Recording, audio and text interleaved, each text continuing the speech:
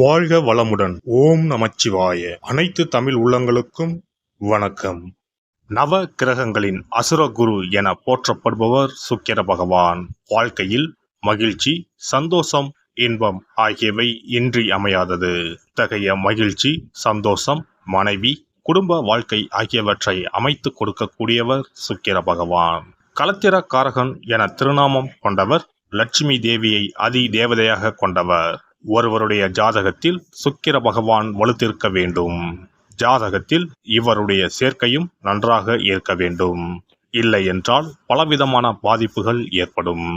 குறிப்பாக சனி பகவான், ராகு பகவானுடன் சுக்கிர சேர்க்கை ஏற்பட்டால் அந்த ஜாதகரின் இல்லற வாழ்க்கை சிறப்பாக அமையாது. பல பாதிப்புகள் ஏற்படும். சுப கிரகங்களில் பார்வை இருந்தால் மட்டுமே பாதிப்புகள் சற்றே குறையும். நவ கிரகங்களில் அதிக ஆண்டுகள் தசையாக கொண்டவர் சுக்கிர பகவான். மொத்தம் 20 ஆண்டுகள். அவ்வாறு சுக்கிர பகவான் ஒருவரின் ஜாதகத்தில் மத்தின்ப வயதில் வந்து பலமாக இருந்துவிட்டால் அந்த 20 வருடமும் அவர் குபேர சம்பத்துக்களை அடைவார். லட்சுமி யோகத்தை முழுமையாக அடைவார். அப்பேற்பட்ட சுக்கிர பகவான் மே மாதம் 19ஆம் தேதி, அதாவது வைகாசி மாதம் 6ஆம் தேதி மேசமனையில் இருந்து ரிஷபமனைக்கு இடப்பெயர்ச்சி ஆகிறார். தனது சொந்த வீட்டில் அமர்ந்து ஆட்சி பலம் பெறுகிறார். குருவோடு சேர்க்கை, சூரியனோடு சேர்க்கை, புதனோடு சேர்க்கை என இந்த பெயர்ச்சியில் ஏற்படுகிறது. மே மாதம் 19ஆம் தேதி முதல் ஜூன் மாதம் 12ஆம் தேதி வரை 24 நாட்கள் சுக்கிர பகவான் ரிஷபராசியில் சஞ்சாரம் செய்ய இருக்கின்றார். இந்த பெயர்ச்சியால் பெண்களே அதிக அளவில் நன்மைகள் அடைய போகின்றனர். ஆசைப்பட்ட ஆடை ஆபரணங்களை வாங்கி குவிப்பீர்கள். அடைபடாத கடனை அடைத்து நிம்மதி அடைவீர்கள். அடையில் உள்ள பொருட்களை மீட்க அரிதான காலகட்டம் இதுவாகும். இனி உங்கள் ராசிக்கான பலன் என்ன என்பதனை பற்றி காண்போம். தைரியம், தன்னம்பிக்கை, துணிச்சல் கொண்ட மேசராசி அன்பர்களே, உங்களுக்கு சுக்கிர பகவான் ராசிக்கு 2ஆம் இடம் மற்றும் 7ஆம் இடத்திற்கு அதிபதி. ராசியில் அமர்ந்திருந்த சுக்கிர பகவான் தற்போது அவருடைய ராசிக்கு சென்று அமர்ந்துள்ளார். உங்கள் ராசியில் இருந்து 2ஆம் இடமான ரிஷபத்திற்கு சென்று ஆட்சி பலத்துடன் அமர்ந்துள்ளார். இது சிறப்பான அமைப்பாகும்.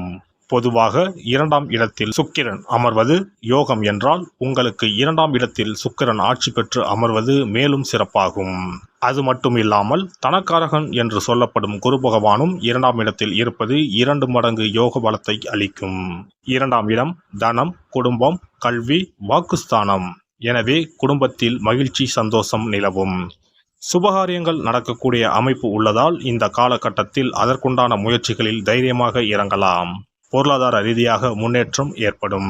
சரியான முதலீடுகளால் லாபம் இரட்டிப்பாகும். குடும்பத்தில் நிலவி வந்த குழப்பம் தீர்வு பெற்று இனிமையான சூழல் நிலவும். கணவன் மனைவிக்கு இடையே அந்யோன்யம் அதிகரிக்கும். எந்த ஒரு காரியத்தையும் திட்டமிட்டு செய்யக்கூடிய ஆற்றல் உண்டாகும். இதுவரை இருந்து வந்த ஒரு விதமான மனபயம் நீங்கும். தன்னம்பிக்கை அதிகரிக்கும். பேசும் வார்த்தையில் இனிமையும் பண்பும் பணிவும் ஏற்படும். பேச்சாலே எந்த காரியத்தையும் செய்து முடிக்கும் வாக்குவன்மை உண்டாகும். எனவே தொழில் வியாபாரத்தில் உள்ளவர்களுக்கு நல்ல ஒரு பலனை தரப்போகிறார் சுக்கிர பகவான். இந்த 24 நாட்களில் உங்கள் தொழிலில் பல மாற்றங்களை உருவாக்கி உயர்ந்த இடத்தை தரப்போகிறார். குடும்பத்தில் மகிழ்ச்சி நிலவுவதால் மனதில் எந்த ஒரு குழப்பமும் இன்றி தொழிலில் சுறுசுறுப்பாக செயல்பட்டு வெற்றி காண்பீர்கள். எந்த ஒரு முயற்சியிலும் வெற்றி உண்டாகும். பணிபுரிவோருக்கு உயர் அதிகாரிகளின் ஆதரவு முழுமையாக கிடைக்கும். எதிராக இருந்த சக ஊழியர்கள் நட்புடன் பழகுவார்கள். எதிர்ப்புகள் விலகும். 7ஆம் இடத்தின் அதிபதி சுக்கிரன் என்பதனால் நண்பர்களால் ஆதாயம் உண்டாகும். வேலையில் உற்சாகத்துடன் செயல்படுவீர்கள். கடின வேலையாக இருந்தாலும் உற்சாகத்துடன் ஆர்வத்துடன் செயல்பட்டு சிறப்பாக செய்து முடிப்பீர்கள். உயர் அதிகாரிகளால் பாராட்டுகளை பெறுவீர்கள். ஊதிய உயர்வு ஏற்படக்கூடிய வாய்ப்பும் உண்டாகும். வேலைக்கு முயற்சி செய்வோருக்கு தகுந்த வேலை கிடைக்காவிட்டாலும் மனதிற்கு ஏற்றாற் போல வேலை கிடைக்கும். கிடைக்கும் வாய்ப்பை தற்காலத்திற்கு பயன்படுத்திக் கொள்வது நல்லது. பெண்களை பொறுத்தவரை அமோகமான காலகட்டம் இதுவாகும்.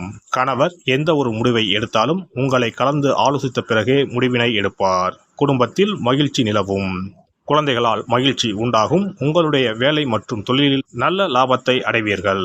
திருமணம் ஆகாத பெண்களுக்கு திருமணம் கைகூடி வரும். கலைத்துறையில் உள்ளவர்களுக்கு உகந்த காலகட்டம் இதுவாகும். உங்களின் படைப்புகள் பாராட்டப்படும். பணம், பெயர், புகழ் கிடைக்கக்கூடிய யோகமான காலகட்டம் இது. அரசியலில் உள்ளவர்களுக்கு மக்களின் ஆதரவு கிடைக்கும். மேடை பேச்சில் மட்டும் கவனமாக பேசுவது நல்லது. மாணவர்களை பொறுத்தவரை மனதில் குழப்பம், சஞ்சலம் இருக்காது. புதிய கல்லூரி, பள்ளிக்கு செல்லும் நிலை வருவதனால் மனதில் புது உற்சாகம் ஏற்படும். எதையும் தெளிவாக சிந்திக்கக்கூடிய ஆற்றல் உண்டாகும். எனவே மேசராசி அன்பர்களே, இந்த சுக்கிர பயிற்சியானது உங்களுக்கு பண வரவையும் வாக்கு வன்மையும் தரப்போவதாக அமைகிறது. இன்னும் சிறப்பாக அமைய ஏலக்காயை பொடி செய்து நல்லெண்ணெய் தீபம் ஏற்றும் போது அதில் எண்ணெயுடன் ஏலக்காய் பொடியினை சேர்த்து தீபம் ஏற்றுங்கள். இந்த தீபம் வெள்ளிக்கிழமையில் மகாலட்சுமி தாயாரை வேண்டி ஏற்றுங்கள். நீங்கள் கேட்டும் வரங்களை தந்தருள்வார் சுக்கிர பகவான். இனி சுக்கிர பகவானின் அருளை முழுமையாக பெற வெள்ளிக்கிழமையில் செய்ய வேண்டிய வழிபாடு என்ன என்பதனை பற்றி காண்போம். வெள்ளிக்கிழமை என்பது தெய்வ வழிபாட்டிற்கு உரிய நாளாகும். அதிலும் குறிப்பாக மகாலட்சுமியை வழிபடுவதற்கு சிறப்பான கிழமையாக கருதப்படுகிறது. நமக்கு செல்வத்தை வாரி வழங்கக்கூடிய மகாலட்சுமி தேவியும் குபேரனும் நம்முடைய பூர்வ ஜென்ம கர்ம வினைக்கு ஏற்ப பலாபலன்களை கொடுக்கிறார்கள். அதை அனுபவிக்க செய்யும் பொறுப்பு சுக்கிர பகவான் பார்த்துக் கொள்கிறார். ஒருவர் செல்வந்தராக இருப்பதற்கு ஜாதகத்தில் சுக்கிரன் அருள் கட்டாயம் இருக்க வேண்டும். சுக்கிரனுடைய அருள் பெற வெள்ளிக்கிழமையில் சுக்கிரஹோரை வரும் நேரத்தில் இவ்வாறு வழிபாடு செய்தால் சுபபோக வாழ்க்கையை அனுபவிக்க முடியும். ஒருவருடைய ஜாதகத்தில் சுக்கிரன் நீச்சம் பெற்றால் உடல் ரீதியான ஆரோக்கிய ரீதியான பாதிப்புகள் ஏற்படும். சொத்து சுகங்கள் எவ்வளவு இருந்தாலும் அதை முழுமையாக அனுபவிக்க முடியாமல் செய்துவிடும். பெரிய பெரிய பணக்காரர்களை எடுத்துக்கொண்டால் அவர்களிடம் எவ்வளவு காசு கொட்டி கிடந்தாலும் சுக்கிர தசை இல்லை என்றால் அவ்வளவு பணமும் வீண் விரயமாகத்தான் போகும். குறிப்பாக மருத்துவ செலவுகள் செய்தே சொத்துக்கள் அழியும் நிலை வரும். இதற்கு சுக்கிர பகவானுடைய வழிபாடு நல்ல ஒரு பலனை கொடுக்கும். சுக்கிர பகவானுக்கு வெள்ளிக்கிழமை என்பது உரிய தினமாகும். சுக்கிரன் அருள் பெற வீட்டில் வெள்ளி பொருட்களை பயன்படுத்துவது நலமாகும். வெள்ளியில் சுக்கிரன் வசிப்பதாக ஐதீகம் உள்ளது. வெள்ளி பொருட்கள் கொண்டு பூஜை செய்தால் சகல சௌபாக்கியங்களும் உண்டாகும். சுக்கிர வழிபாடு செய்ய நினைப்பவர்கள் காலை 6 மணி முதல் 7 மணி வரையிலான காலம் சுக்கிரஹோரை ஆகும். அதனை தவறவிட்டால் மதியம் 1 மணி முதல் 2 மணி வரை சுக்கிரஹோரை நிகழ்கின்றது. அதையும் தவறவிட்டால் இரவு 8 மணி முதல் 9 மணி வரையிலான சுக்கிரஹோரை நேரத்தில் வழிபாடுகள் செய்து பயன்பெறலாம். இவற்றில் காலை 6 மணி முதல் 7 மணி வரையிலான முதல் சுக்கிரஹோரையில் சுக்கிர வழிபாடு செய்வது சிறப்பான பலன்களை கொடுக்கும். காலை முதல் மாலை வரை உபவாசம் இருந்து சுக்கிர பகவானுக்கு உரிய காயத்ரி மந்திரத்தை உச்சரித்து கல்கண்டு சேர்த்த சர்க்கரை பொங்கலை நைவேத்தியம் படைத்து வெள்ளை நிற பூக்களால் அர்ச்சனை செய்ய வேண்டும். சுக்கிர தசை நடப்பவர்களும் சுக்கிரன் நீச்சம் பெற்ற ஜாதகக்காரர்களும் இந்த வழிபாடு செய்வது சிறப்பான பலன்களை கொடுக்கும். சுக்கிர தசை நடக்கும் பொழுது சுக்கிர வழிபாடு செய்து வர வருமானத்தை சுகமான வாழ்க்கை வாழ்வதற்கு உரிய வகையில் பயணிக்க செய்யும். வீடு, நிலம் வாங்குவது, ஆடம்பர பொருட்கள், சொத்துக்கள் போன்றவற்றை வாங்க வைக்கும். அதுவே சுக்கிரன் நீசம் பெற்ற காலத்தில் இந்த வழிபாடு செய்பவர்களுக்கு வீண் விரயங்கள் இல்லாமல் ஓரளவிற்கு வறுமையிலிருந்து பிழைக்கச் செய்யும். வெள்ளிக்கிழமையில் நவக்கிரக கோவிலுக்கு சென்று சுக்கிர பகவானுக்கு வெள்ளை வஸ்திரம் சாற்றி வழிபாடு செய்யலாம். வெள்ளை நிற நைவேத்தியங்கள் தயார் செய்து கோவிலில் வரும் பக்தர்களுக்கு தானம் செய்யலாம். இவ்வாறு செய்து வர சுக்கிரனின் முழு அருளும் கிடைக்கப் பெற்று வாழ்வில் உயரிய நிலையை அடைவீர்கள்.